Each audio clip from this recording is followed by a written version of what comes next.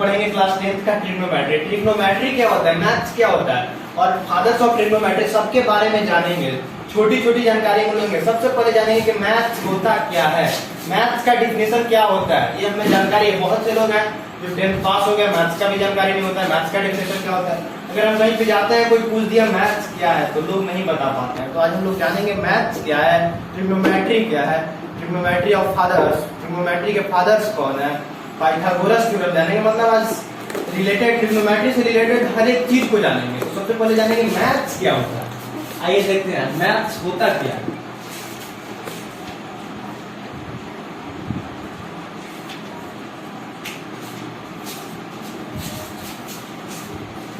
Science और study of quantities और shape is called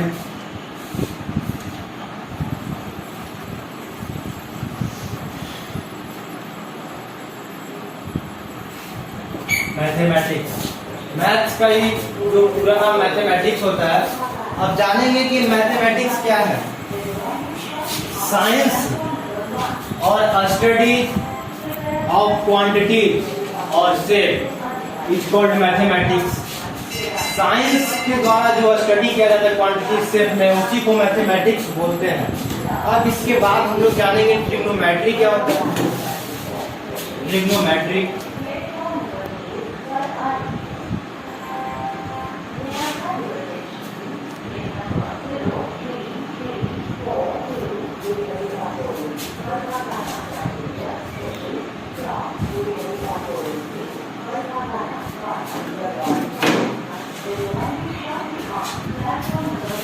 Trigonometry is a branch of mathematics who deals with relationship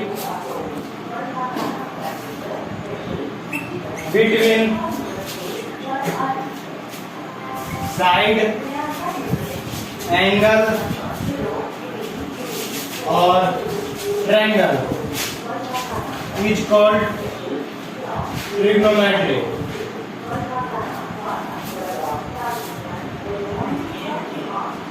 It's called trigonometry. Trigonometry क्या होता है, सबसे पहले जानेंगे ट्रिग्नोमेट्री क्या है। Trigonometry is the branch of mathematics to deal with relationship between side, angle और triangle. It's called trigonometry. Trigonometry एक मैथमेटिक्स का ब्रांच है जिसका संबंध मतलब रिलेशन साइड से, एंगल से और ट्रायंगल से होता है, उसी को ट्रिग्नोमेट्री बोलते हैं। अब ट्रिग्नोमेट्री के फादर सबसे पहले जान लेंगे इसका हिंदी भी, थोड़ा हिंदी भी देखते चलेंगे। ट्रिग्नोमेट्री का हिंदी त्रिकोणमिति होता है। अब त्रिकोणमिति क्या है तो हम जानेंगे। त्रिकोणमिति एक गणित का ब्रांच है। त्रिकोणमिति एक गणित का ब्रांच है जिसका रिलेशन मतलब संबंध साइड से, एंगल से और ट्रायंगल से होता है, उसी को त्रिकोणमिति बोलते हैं। अब इसी से हम हर एक चीज का डिफिनेशन बना सकते हैं। यहाँ से हटा देंगे ट्रिग्नोमेट्री और रिलेशन को हटा दिए, बाकी सब का सब हो ही जाएगा मैथमेटिक्स में। तो ट्रिग्नोमेट्री के बाद जैसे मान लीजिए हम एक सपोज कर लेते हैं चैप्टर फर्स्ट है। चैप्टर फर्स्ट क्या है, रियल नंबर।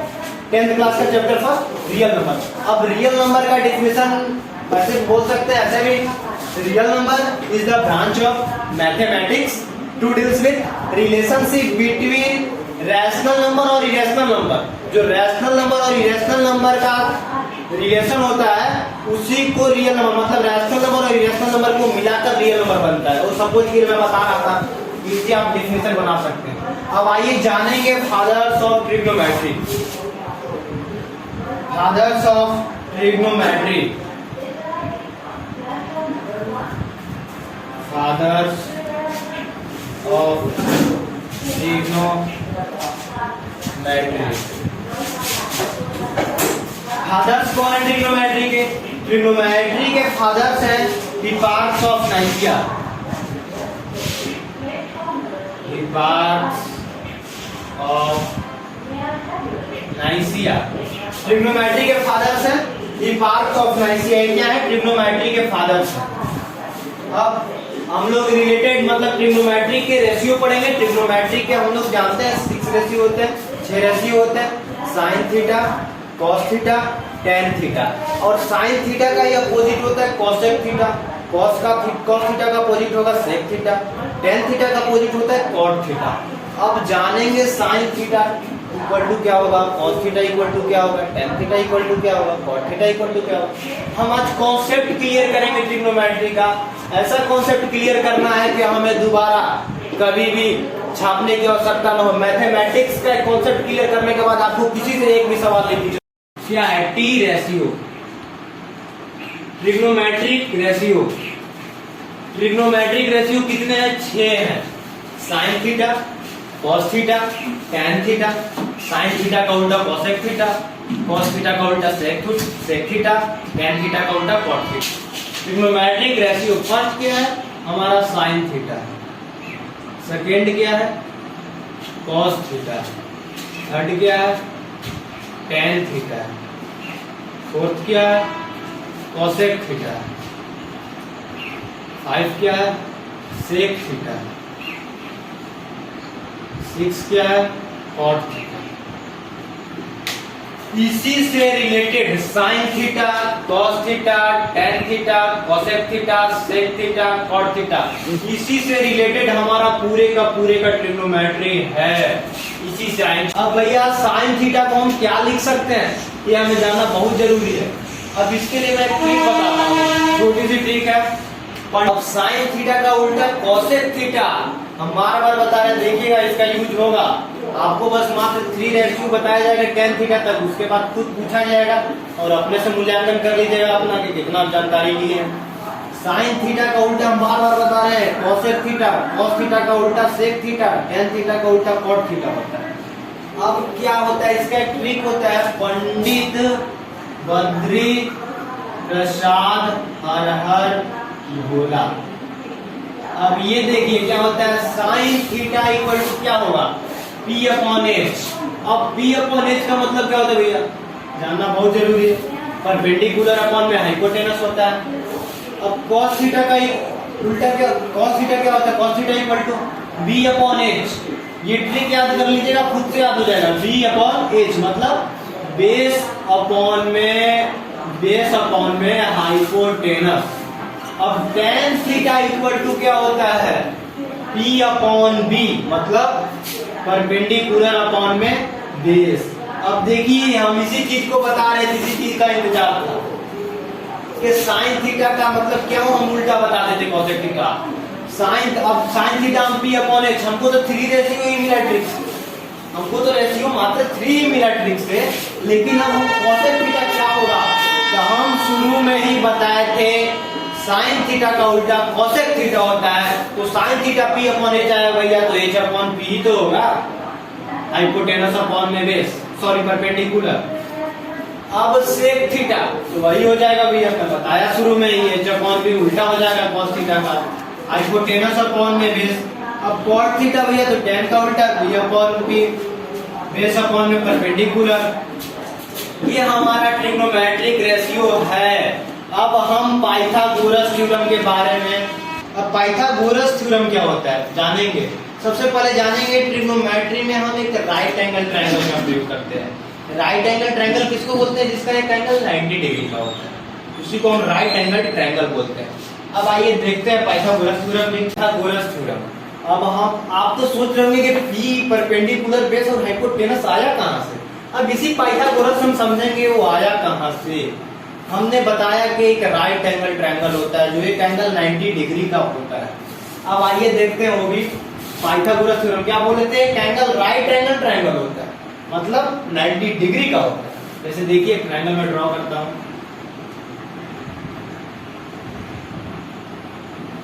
कुछ भी नाम दे सकते हैं, ABC का कुछ भी जो मन में आए, ABC। मैंने क्या बोला, एक एंगल राइट एंगल ट्रायंगल होता है मतलब 90 डिग्री। ये हमारा क्या है, राइट एंगल ट्रायंगल। आप जानिएगा कि परपेंडिकुलर हमारा और बेस कहां से बता दिए सर। आइए देखते हैं, जान जाएंगे। ये मान लीजिए एंगल थीटा है, सी क्या है, एंगल थीटा मान लीजिए।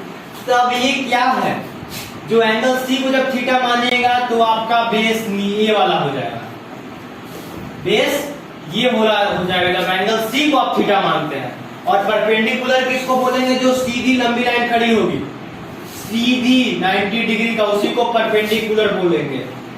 और ये क्या हो गया, बेस। और जस्ट जो सबसे लंबी रेखाएं होती हैं मतलब बेस के जस्ट सामने, उसी को हाइपोटेनस बोलते हैं।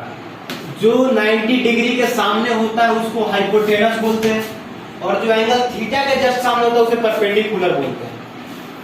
अब परपेंडिकुलर पे सब मान लीजिए कि हमारा एंगल ए को मान लिए थीटा, एंगल ए थीटा मान लीजिए, तो क्या यही परपेंडिकुलर बेस होगा, नहीं। परपेंडिकुलर बेस फिर हमारा ये वाला हो जाएगा, बेस हमारा ये हो जाएगा। और परपेंडिकुलर जो थीटा के जस्ट सामने वाली होगी उसे परपेंडिकुलर बोलेंगे, और जो राइट एंगल के जस्ट सामने होगा वो हाइपोटेनस। मतलब हाइपोटेनस कभी चेंज नहीं होता, आप परपेंडिकुलर और बेस इसी चीज को चेंज कर सकते हैं। अब इसको चेंज कर सकते हैं आप। अब मान लेते हैं ये समझ में आ ही गया होगा, उम्मीद है। अगर नहीं आया होगा तो कमेंट में आप बता सकते हैं इस चीज को कि हमें समझ में नहीं आया, और मैं फिर से आपको बताऊंगा। अब हम देखते हैं, मान लीजिए कुछ इस थ्योरम से सवाल भी सॉल्व करेंगे, क्योंकि आपके एक्सरसाइज में है, इसीलिए हम इस थ्योरम पर अधिक फोकस कर रहे हैं। अब हम हाइपोटेनस बेस परपेंडिकुलर समझ में आ ही गया होगा, उम्मीद है आपसे। अब आइए देखते हैं, मान लेते हैं सब कुछ कर लेते हैं, नाम रहने दीजिए। अब हम लोग बता दिए कि परपेंडिकुलर बेस और हाइपोटेनस क्या होता है। अब मान लीजिए एंगल सी को हम थीटा मानते हैं, ठीक है, तो एंगल सी को ही मानते हैं थीटा, कोई दिक्कत नहीं है, थीटा मान लीजिए। तो कोई एंगल मान लीजिए, एंगल सी से ही निकाल लेंगे, ठीक है। पहले देखिए हम लोग अभी परपेंडिकुलर बेस हाइपोटेनस समझे। अब मान लीजिए बेस एंगल सी, फिर आपका 5 सेंटीमीटर और बेस 12 सेंटीमीटर। अब हाइपोटेनस का स्क्वायर इक्वल टू परपेंडिकुलर का स्क्वायर प्लस बेस का स्क्वायर क्या होता है, पाइथागोरस थ्योरम। देखते हैं, हाइपोटेनस का स्क्वायर इक्वल टू परपेंडिकुलर का स्क्वायर प्लस बेस का स्क्वायर, ये क्या है, पाइथागोरस थ्योरम है। अब इस थ्योरम को हम अगले वीडियो में प्रूव करके भी बताएंगे, लेकिन सबसे पहले आज देख लीजिए कैसे निकालेंगे हाइपोटेनस, कि हाइपोटेनस इसका क्या होगा।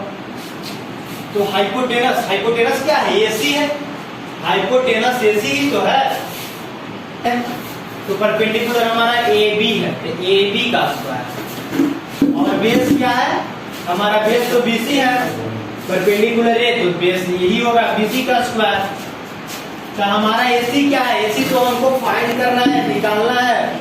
तो AC का स्क्वायर इक्वल टू परपेंडिकुलर हमारे पास कितना है, मतलब AB कितना है, 12 सेंटीमीटर है, 12 सेंटीमीटर का स्क्वायर, और BC कितना है 5 सेंटीमीटर, तो बोल देंगे 5 सेंटीमीटर का स्क्वायर। अब आपका परपेंडिकुलर 12 सेंटीमीटर है, तो लिख सकते हैं AC का स्क्वायर इक्वल टू 12 सेंटीमीटर मतलब 12 का स्क्वायर, 144 मतलब 12 का स्क्वायर 144 होता है, मतलब 144 होता है। तो हमारा आ गया 144 सेंटीमीटर प्लस 5 सेंटीमीटर, 5 का स्क्वायर 25 होगा, 25 सेंटीमीटर। अब जब यहाँ पे स्क्वायर होगा, यहाँ पे भी स्क्वायर होगा। अब जब ये स्क्वायर हटेगा तो ये अंडर रूट में आ जाएगा, और सेंटीमीटर का स्क्वायर हट जाएगा। तो AC का square, AC equal to under root 144 plus 25, 144 और 25 की under root 144 centimetre square plus 25 centimetre square. अब हम लोग 144 सेंटीमीटर, 144 को अगर तोड़ेंगे तो कितना आएगा, 169 आएगा। 144 को तोड़ेंगे तो 169 आएगा, जोड़ देंगे आपस में। तो AC equal to 144 plus 25 centimetre मतलब 169 सेंटीमीटर स्क्वायर, 169 सेंटीमीटर स्क्वायर हो गया। अब आइए, अब जब इसको रूट इसका तोड़ेंगे, मतलब रूट से जब हटाएंगे तो क्या होगा। 169 को रूट से हटाएंगे तो इधर देख लीजिए हो जाएगा आपका, इधर देख लीजिए रूट में AC equal to under root 13 into 13 into centimetre into centimetre हो जाएगा। तो इसका पेयर बन गया, आपस में दोनों का एक पेयर बन गया। तो देयरफॉर AC इक्वल टू, एक बाहर आ जाएगा 13 और 1 सेंटीमीटर, मतलब ये आ गया हमारा AC कितना आ गया 13 सेंटीमीटर। AC हमारा क्या आया 13 सेंटीमीटर। अब एंगल C था, अब हम लोग निकाल लिए एंगल C को, एंगल मान के C को, हमारा AC आ गया 13 सेंटीमीटर। अब यही आएगा आपके फ्यूचर में साइन थीटा इक्वल टू क्या होगा, साइन C का वैल्यू क्या होगा, कॉस C का वैल्यू क्या होगा, टेन C का वैल्यू क्या होगा। तो साइन C मान लेते हैं, sine C equal to sine theta equal to क्या होता है P अपॉन में H, मतलब परपेंडिकुलर अपॉन में हाइपोटेनस, P अपॉन में H। तो आपका P कितना है 12 सेंटीमीटर है और H 13 सेंटीमीटर है, तो 12 अपॉन में 13 सेंटीमीटर आ जाएगा। अब cos C इक्वल टू क्या होगा, cos C इक्वल टू हो जाएगा, जैसे मैं बताया था इस पिछले वीडियो में भी याद करने का ट्रिक। अब हमारा क्या होगा cos C, तो हमें ट्रिक बता दिया याद करने का, P पंडित बद्री प्रसाद हर हर भोला। तो sine theta equal to P upon H, cos theta equal to B upon में H। आपका B क्या है यहाँ पे 5 सेंटीमीटर है, तो यहाँ पे लिख देंगे 5 सेंटीमीटर अपॉन में H कितना है 30, 5 अपॉन में 13 सेंटीमीटर हो जाएगा। अब tan C, तो tan थीटा इक्वल टू क्या होता है, tan थीटा इक्वल टू होता है P upon B, P upon में B। तो आपका B कितना है 12 है और B 5 है, तो लिख देंगे 12 अपॉन में 5 सेंटीमीटर। यही आपके एक्सरसाइज 8.1 में बताएगा कि हाइपोटेनस मतलब एंगल C से बताया था। अब एंगल A से देखिए क्या होगा। मान लीजिए एक राइट एंगल ट्रायंगल शुरू से बोलते आ रहे हैं पाइथागोरस थ्योरम में, A B C, ये राइट एंगल ट्रायंगल है। अब मान लीजिए हमारा ये 12 सेंटीमीटर दिया हुआ, ये 5 सेंटीमीटर है। पहले तो हाइपोटेनस निकालेंगे, तो हम पिछले वीडियो में बता दिए थे कि हाइपोटेनस कैसे निकालते हैं। अब एंगल A पे निकालेंगे, एंगल A पे, तो साइन थीटा इक्वल टू मतलब sine A equal to P upon H। अगर याद ना हो तो कहीं पे भी अपने कॉपी में ट्रिक लिख लीजिएगा, पंडित बद्री प्रसाद हर हर भोला। तो क्या होगा P अपॉन H। अब एंगल इसको मान लिए तो ये हमारा बेस हो गया, ये परपेंडिकुलर, ये हाइपोटेनस। तो sine A equal to P upon H। तो P क्या हमारा 5 है, H क्या है 13 है, 5 अपॉन में 13 सेंटीमीटर। अब cos A इक्वल टू क्या होगा, cos A equal to B upon में H। अब B क्या है, B तो हमारा ये है ना, फिर एंगल ये माने हैं तो 12 अपॉन में 13 सेंटीमीटर। अब tan C इक्वल टू क्या होगा, tan A equal to P upon में B होगा, P अपॉन में B। तो P कितना है हमारा 12 है, सॉरी गलत, P हमारा 5 है और B क्या है वो 12 है, तो 5 अपॉन में 12 सेंटीमीटर। और हो गया ये हमारा, इसी से हमारा रिलेटेड 8.1 है। हर एक क्वेश्चन इसी कॉन्सेप्ट से क्लियर होगा, ऐसा कोई क्वेश्चन नहीं एक्सरसाइज 8.1 में जो कंप्लीट ना हो। आज के लिए इतना ही, धन्यवाद। और हम अगले बार में एक्सरसाइज स्टार्ट करेंगे। इस ये कॉन्सेप्ट था हमारा, इसी कॉन्सेप्ट से हम अगले एक्सरसाइज को पढ़ेंगे। और इस चैनल को सब्सक्राइब कीजिए, लाइक कीजिए, बेल बटन को दबाइए कि हमारे वीडियो को सबसे पहले आप ही तक पहुंचे। और कहीं पे भी कोई दिक्कत हो तो आप कमेंट में बता सकते हैं।